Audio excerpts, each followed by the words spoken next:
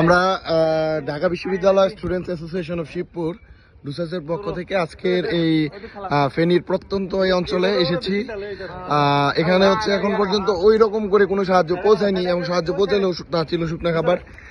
এবং এখানকার মানুষগুলা এই যে পানিবন্দী অবস্থায় দিনাতিপাত করছে, এবং এদের আহাজারি এই ছাদের থেকে আমাদেরকে ইশারা করে ডাকতেছে।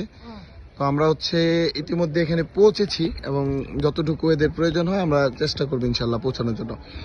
আমাদের সাথে আছে এই ডুসাসের বর্তমান সাধারণ সম্পাদক সাগর, অমিত আছেন, আছে আমাদের সবচেয়ে সিনিয়র ভাই সোহাগ ভাই। ভাই সাঁতার জানে না যদিও, তাও অনেক কষ্ট করতেছে ভাই। এবং আছে মামুন এবং অন্যান্য স্বেচ্ছাসেবক বৃন্দরা আছেন, এলাকার অনেকে আছেন। এবং আমরা ইতিমধ্যে হচ্ছে এই বাসাটিতে হচ্ছে আমরা ত্রাণ দিব। এই বাসাতে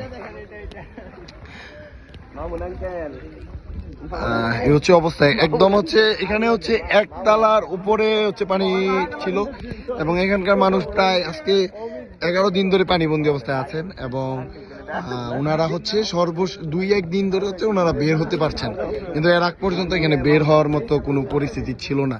3 দিন যাবত হচ্ছে ওনারা না খেয়ে বা পানি, বৃষ্টির পানি ওনারা খেয়েছেন বলে আমাদেরকে বলেছেন। ওইখানে দেন, ওইখানে ওই যে ওইখানে দেন